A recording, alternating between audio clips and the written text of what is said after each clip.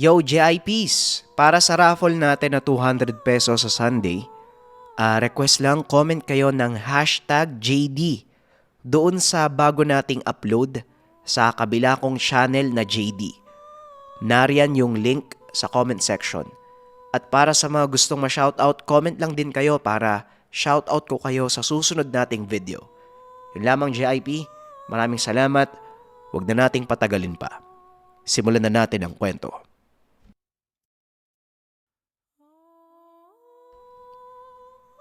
Ang kwentong ito ay hango sa totoong buhay. Mula ito sa isa nating kabayan na itago na lang natin sa pangalang Felipe. Walang eksaktong taon. Kapis. Nang mga panong ito, nag-aaral sa sekundarya itong si Felipe. Ngunit nahinto siya dahil sa pagluntad ng kaguluhang dulot ng mga rebelde sa kanilang bayan. Maagang naulila ang binata dahil sa kaguluhan. Nadamay ito sa engkwentro nang minsang salakayin ng mga rebelde ang isang tahanan na pinagtataguan ng mga sundalo. Dahil dito, napilitan silang lisanin ang kanilang tahanan sa paanan ng bundok upang matakasan ang pananalasa ng mga rebelde. Iniwan ng kanyang ama si Felipe sa pangalaga ng tiyuhin. Dumito ka muna sa tiyo masong mo. Hindi ko maaaring iwanan ng ating lupain, lalo pat malapit ng anihin ng mga mais. Huwag kang mag-alala. Babalikan kita, anak. Pangako yan. Wika ni Mang Osmeng at kaagad nang nagpaalam. Hindi naman na tumutol pa si Felipe dahil malapit din ito sa kanyang tiyuhin. O paano yan, Ipeng? Dito ka muna sa akin na. Tamang-tama. Kailangan ko ng katulong sa panggagamot. Medyo marami kasing pumupunta ngayon eh. Wika ng kanyang tiyuhin. At kung hindi nyo na itatanong, isang mahusay na mananandok itong si Masong. Maliban dito ay isa din siyang albularyong may kasanayan sa kumbating espiritual. Ito ang mga nagustuhan ni Felipe sa tiyuhin. Alam nitong hindi siya mababagot doon dahil araw-araw ay makikita niyang manggamot si Masong. Wala namang pong problema sa akin. Hindi rin naman ako papayagan ni tatay na maiwan doon sa bahay kasi delikado daw po. Tugon ng binata. Sa mga hindi nakakaalam, ang mananandok ay isang uri ng manggagamot na ang kasanayan ay nakatuon sa mga kagat ng makamandag na hayop. Ang kaalaman ng mga ito ay mula pa sa sinaunang Pilipino. Biyasa ang mga mananandok sa paghahanap ng halamang gamot at mga sangkap na maaaring makapagpawalang bisa sa kahit anong kamandag. Ito ang mga aral na nais matutunan ng bata, ngunit hindi ito basta-basta itinuturo lamang. Kailangan ng matinding pagsasanay upang maperpekto ang pamamaraang ito dahil kaunting pagkakamali lang ng isang mananandok, maaaring malagay sa peligro ang kanyang buhay at ang pasyente nito. Isang hapon, may lumapit na lalaki kay Masong. Nakasaklay ito dahil sa pamamaga ng paa. Sumaktong naroon si Felipe kaya dali-daling tinawag ang tiyuhin. Agad namang inasikaso ni Masong ang pasyente at syempre, naroon ang binata. Ayon kay Masong, isang makamandag na ahas ang kumagat sa pasyente. Hindi ito nakamamatay, pero maaaring magdulot ng pagkabulok ng laman ang kamandag nito. Pasensya na, pero may masama akong balita. Mukhang kailangan na nating putulin ng paa mo, Temyo. Ipeng, pakikuha nga ng lagare doon sa labas. Wika nito sabay tawa ng malakas. Sadyang mapagbiro si Masong Lalo pa at alam niyang hindi naman gaano seryoso ang lagay ng kanyang pasyente. Masong talaga, kahit kailan, hindi ko na nagbago. Akala ko, totoo yung sinasabi mo eh. Wika ng pasyente. Hindi malala ang kagat ng ahas. Pero mukhang aabutin ng 1 linggo ang pagpapalabas natin ng kamandag, Temyo. Ay nako. Ano ba kasing ginagawa mo sa gubat ng tanghaling tapat? Alam mo namang ganong oras lumalabas ang mga dupong, di ba? Tugon ni Masong habang sinisiyasat ang paa ng pasyente. Naghahanap ito ng mga sugat na maaaring pasukan ng kamandag. At nang nahanap niya na ang mga ito, kaagad siyang kumuha ng malaking karayom at kandila. Inutusan itong kumuha ng mga bunga ng apatot si Felipe. Ito ang kailangang gamitin sa pangpamanhid. Sa mga hindi nakakaalam ang bunga ng apatot, isang mabisang pangtanggal ng sakit. Kapag nagamit ito ng maayos ay maaaring mamanhid ang bahagi ng katawan ng pasyente. Medyo delikado lang ang proseso dahil kailangan munang sugatan ang bahaging iyon upang manuot ang katas ng bunga.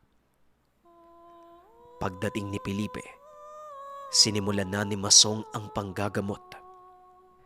Ilang sandali pa ang lumipas ay napansin nitong tila hindi umiimpis ang pamamaga ng paa ni Temyo. Kaya nagsimula ng magduda si Masong. Magsabi ka nga sa akin ng totoo, Temyo. Ano ba talagang nangyari? Dahil kung kamandag lang ito, dapat kanina pa nawala ang pamamaga sa binti mo.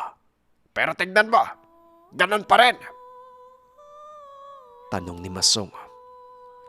Alam nitong may ibang nangyari sa pasyente, ngunit pinagtakpan lang nila ito sa pamamagitan ng kagat ng ahas.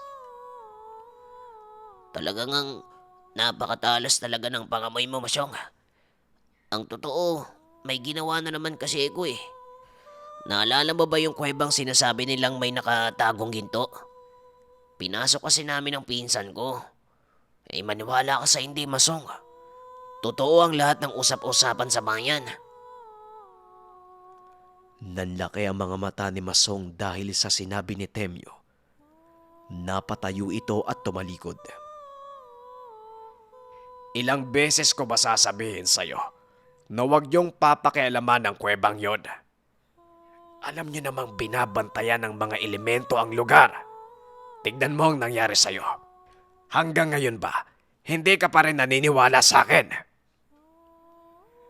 Wika ni Masong. Ngunit pilit na nagdahilan si Temyo. At ayon sa kanya, kaunti lang naman ang kanilang kinuha at iniwan nila ang malaking bahagi sa kuweba. Ipinakita pa nito sa kanya ang nakuhang ginto. Lalong nagalit si Masong at itinaboy sila palabas ng tahanan. Umalis na kayo, Temyo. Ayokong maging bahagi ng anumang maaaring mangyari sa inyo. Sinabihan ko na kayo, pero hindi niyo ako pinakinggan.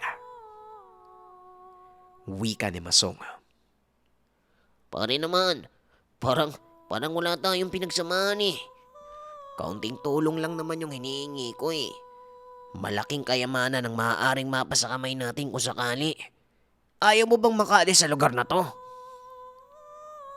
Tugon ni Temyo. Ngunit patuloy na nagmatigas si Masong. Ulitin ko sa iyo, Temyo. Hindi ako magiging bahagi ng masama mong balak. Umalis na kayo habang kaibigan pa ang tingin ko sa iyo. Kaagad tumalikod si Temyo. Ngunit bago ito tuluyang makalayo, nag-iwan ito ng babala. Tandaan mo, Masong. Pagsisisihan mo yung ginawa mong pagtanggi sa akin. Hindi na pinansin ni Masong ang sinabi nito. Minabuti niya na lang na isara ang pintuan at bumalik sa kanilang ginagawa. Ngunit hindi nawala sa isipan ni Felipe ang mga narinig. Kaya naman tinanong nito ang tiyuhin tungkol sa kuweba ng ginto. Ate Masong, talaga bang ginto yung hawak nung Temyo na yon? Ang dami naman. Mayaman na siya kung tutusin. At saka, ano po ba yung hinihingi niyang tulong? Huminga ng malalim si Masong. Sinabihan ang pamangkin na hindi niya ito kailangang malaman at wag na lang pansinin ang mga narinig. Ngunit kinulit nito si Masong hanggang sa wala na itong nagawa kung hindi ikwento sa pamangkin ang tungkol sa balon na ginto. Ay nako, talagang kahit kailan hindi ka nauubusan ng kakulitan. O siya, ikuha mo muna ako ng kape at ipapaliwanag ko sa iyo ang lahat. Pagbalik ni Felipe, meron itong dalang 2 tasang kape.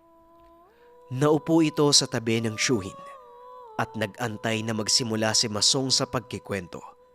Ayon kay Masong, ang kuwebang iyon ay matatagpuan sa pinakataas ng talon. Dito nagmumula ang tubig na dumadaloy sa ilog papunta sa kanilang palayan. Ang dahilan kung bakit natuklasan ng mga tao ang tungkol sa ginto. Ilang beses nang nakakuha ng malalaking butil ng ginto ang mga magsasaka sa paanan ng bundok. Nagkataong malapit ang sakahan nila Felipe sa ilog na sinasabi ni Masong. Kaya naisip ng binata na ito ang dahilan kung bakit ayaw umalis ng tatay niya sa kabilang tahanan. Hindi na idinetalye ni Masong ang buong kwento. Ang sinabi niya lang, ang pinagmumula ng ginto ay ang kuweba sa itaas ng talon. Ano naman po yun nangyari kay Temyo? Bakit po namaganang ganun yung binti niya? Tanong ni Felipe. Sa kasamaang palad, nakasagupa nila ang nagbabantay ng kuweba. Isang nilalang na ni sa panaginip, hindi mo na naising makita. Kaso, sobra-sobra ang pagkahayok ni Temyo sa kayamanan. Kaya wala siyang pakialam kahit ikamatay niya ang ginawa nila. At ang tulong na hiningi ni Temyo, gusto niyang patayin ko ang nagbabantay na tumao. Laking gulat ni Felipe sa sinabi ng syuhin. Kayang gawin ni Masong ang ipinapagawa sa kanya ni Temyo. Ngunit hindi nito ugaling pumatay ng mga elemento na alam niyang may ginagampanang mahalagang papel sa mundo ng buhay. Ang gintong iyon ay pagmamayari ng isang makapangyarihang elemento. Oo, magagawa kong patayin ang nagbabantay. Pero paano naman ang may-ari nito? Isa pa, may dahilan kung bakit naroon ang mga ginto. Kaya mas makakabuting wag nang galawin o pakialaman. Pero may mga tao talagang kahit anong paintindi mo, walang nangyayari dahil nabubulagan sila sa kinang ng kayamanan. Wika ni Masong. Nang mga sumunod na araw, wala namang nangyaring kakaiba. Normal na araw lang para sa magtsuhin. Medyo marami ang nagpapagamot at ilan sa mga ito ay sugatan mula sa pananalakay ng mga rebelde. Hindi naman malalang sugat ang natamo ng mga ito. Pawang simpleng galos lang na kailangang lapatan ng paunang lunas. Ngunit pagsapit ng dilim, bago pa man makatulog sila Masong, may kumatok sa kanilang pintuan. Ay nako, gabi na. Sino naman kaya ang mag-aabalang dumalaw ng ganitong oras? Wika ni Masong habang tumatayo sa higaan. Sumunod na din si Felipe dala ang gasera. Nagulat ang binata dahil mga armadong kalalakihan ang nasa labas ng tahanan at pilit na pumapasok sa loob. Pinatuloy naman ni Masong ang mga kalalakihan at inalok pa ng kape. Maaari ko bang malaman ang pakay nyo? Napadalaw kayo ng ganitong oras. Tanong ni Masong. Wala naman, Masong. Nasabi lang sa amin ni Temyo na ikaw lang daw yung pwedeng makatulong para makuha ang lahat ng ginto doon sa kuweba. Ang totoo, hindi kami nakikiusap. Inuutosan ka namin. Hawak namin ang kapatid mo. At kapag hindi mo sinunod ang gusto naming mangyari, pasensyahan tayo. Wika nito. Nanlaki ang mga mata ni Felipe sa narinig. Tinignan nito si Masong na nooy napakakampante ng muka.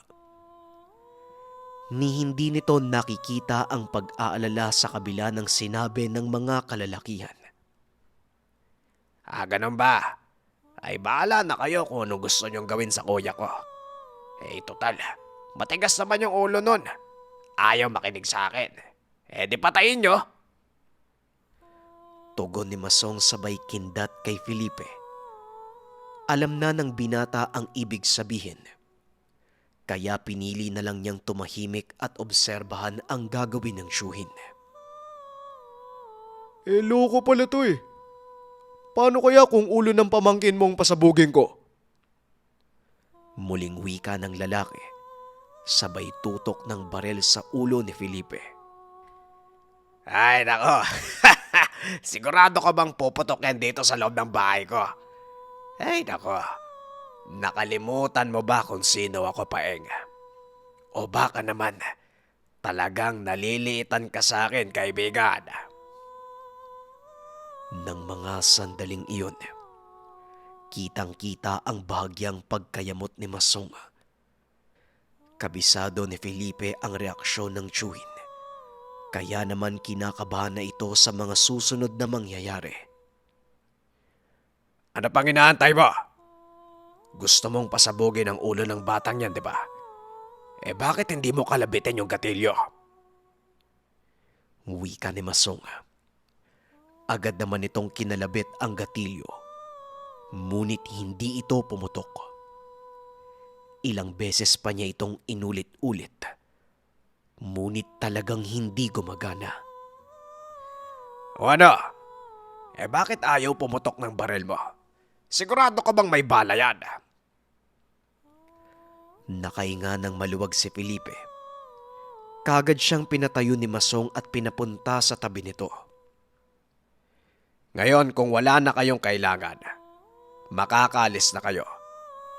Bilisan nyo, habang tao pa ang turing ko sa inyo. Kaagad nagsipulasan ang mga kalalakihan palabas ng bahay ni Masong. Nang makalayo na ang mga ito, kinausap niya ang pamangkin. Alam mong hindi totoo ang sinasabi ni Paeng, hindi ba? Magtiwala ka lang sa akin. Walang nangyaring masama sa tatay mo. Kilala ko ang tabas ng bituka nun. Hindi yon magpapahuli ng buhay. Napangiti na lang si Felipe dahil alam niyang totoo ang sinabi ng tiyuhin. Minsan na kasing nalagay sa alanganin ang buhay ng ama. Ito ay nang minsang nakawin ang kanilang kalabaw. Sinundan niya ang mga kawatan hanggang sa marating ng mga ito ang kanilang kuta. Nagawang kunin ng ama ni Felipe ang kanilang kalabaw nang hindi man lang nalalaman ng mga rebeldeng nagnakaw nito. Alam ko pong kakaiba ang talas ng pag-iisip ni tatay. Kaya hindi din po ako naniniwala sa sinabi ng lalaking yun. Pero sa palagay mo, tiyo, hahayaan na lang ba natin sila? Tanong ni Felipe. Sa tingin mo, hahayaan ko silang gambalay ng mga nananahimik na elemento? Aba syempre hindi. Tugon ni Masong, sabay kuha ng kanyang itak. Akmang tatayo na sana si Felipe ngunit pinigilan ito ng tiyuhin. Magpaiwan ka dito dahil hindi pa natin alam ang binabalak nila, Paeng. Sa ngayon, hayaan mo munang sundan ko sila.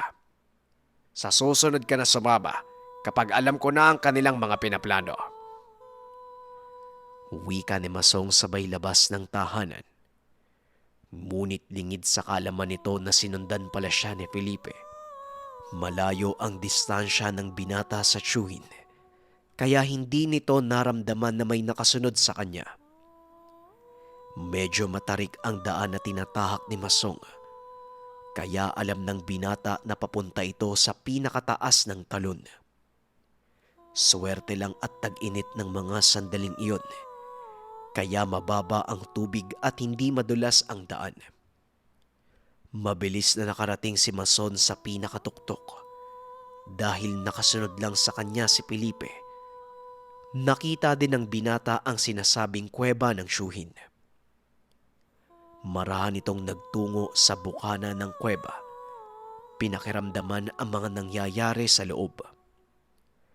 Ngunit habang nagmamasid ay nakarinig ng mga ingay si Felipe. Papalapit ito sa kuweba, kaya dali-dali siyang nagtago sa malapit na puno. Nanlaki ang mga mata ng binata nang makita ang pangkat ni Paeng na paparating. May dalang baril ang mga ito at ang ilan naman ay may hawak na piko. Nang makalampas ang pangkat sa kanya, pinili ng binatang sundan ang mga ito. Palalim sila ng palalim sa kuweba at habang papalapit sila sa pinakadulo, nararamdaman ni Felipe ang kakaibang kilabot na parang may nagmamasid sa kanya. Napahinto ang binata at pinagmasdan ang dingding ng kuweba. Dala ng liwanag na nagmula sa bukana ng yungib. Nakita ni Felipe ang maliliit na makikinang na butil ng ginto. Papasikat na ang araw ng mga sandaling iyon, kaya unti-unting pumasok ang liwanag sa lugar. Nanlaki ang mga mata ni Felipe nang tuluyang sakupin ng liwanag ng araw ang buong yungib. Dito niya napagtanto na hindi lang pala butil ng ginto ang naroon, kung hindi halos kabuuan ng dingding ng kuweba. Ito ay purong ginto. Halos hindi makakilos si Felipe ng sandaling iyon dahil sa pagkamangha. Ngunit bigla na lang itong bumalik sa wisyo nang marinig ang sigawan mula sa loob ng yungib. Bigla niyang naalala ang tiyuhin at ang pangkat ni Paeng. Dali-daling tumakbo ang binata papasok, ngunit hindi niya nakita si Masong. Tanging si Paeng at ang kanyang mga kasamahan lang ang naroon. Nagulat si Felipe nang makita ang isang nilalang na nakatayo sa harapan ng mga ito. Ang itsura ay parang isang malaking palaka na may napakaraming mata sa buong katawan.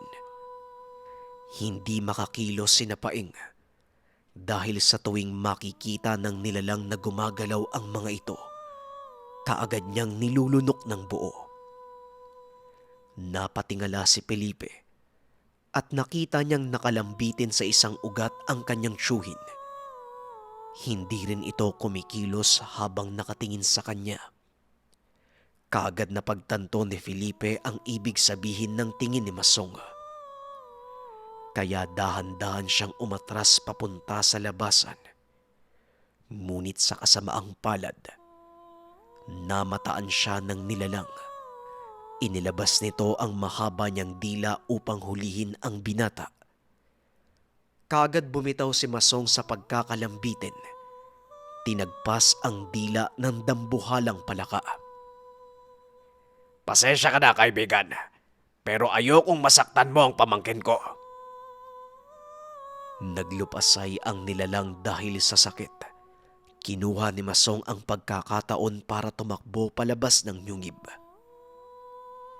Bakit hindi nyo pa po pinatay yung nilalang, tiyo? Tanong ni Masong nang makalabas sila sa yungib. Hindi kailangan ni Peng. Dahil kapag ginawa ko yon, marami ang magtatagumpay na kunin ang ginto sa kuwebang ito. Sa oras na mangyari yon, masisira ang talon at mawawala sa balanse ang mundo. Maniwala ka o hindi, ang kuwebang ito ay parang bato sa timbangan ng ating mundo. Sa oras na nababawasan ito ng timbang, nawawala sa ayos ang lahat. Ito ang dahilan kung bakit nandyan ang nilalang. At ito din ang dahilan kung bakit ko ibinubuwis ang buhay ko para pangalagaan ang kuwebang yan. Ngayon alam mo na ang lihim. Wala nang dahilan para hindi kita turuan. Tugon ni Masong. Matapos ang usapan ay nilisan ng magtsuhin ang lugar. Naiwan sa loob si Paeng at ang mga kasamahan nito. Minabuti na lang ni Masong na hindi ipaalam ang totoong nangyari sa kanila dahil magkakaroon ng malaking kaguluhan. Sa paglipas ng panahon, itinago ni Felipe ang lihim ng yungib sa taas ng talon. Maging ang mga nilalang na nakatira sa lugar, wala nang ibang nakaalam. Tungkol naman kina Paeng, pinalabas na lamang na dinukot sila ng mga rebelde at hindi na muling natagpuan pa. Ngunit kalaunan, kusang naglaho ang yungib. At kahit anong gawing paghahanap ng mga tao, wala nang naiwang bakas ang ginto sa loob ng kuweba. Maraming salamat sa pakikinig ng ating kwento, JIP. Muli huwag nating kalimutan na mag-comment ng #JD sa mga upload natin. Malapit nang mag-Sunday, raffle uli tayo ng 200 pesos para sa 5 tao. Yun lamang, JIP. Maraming salamat. Paalam.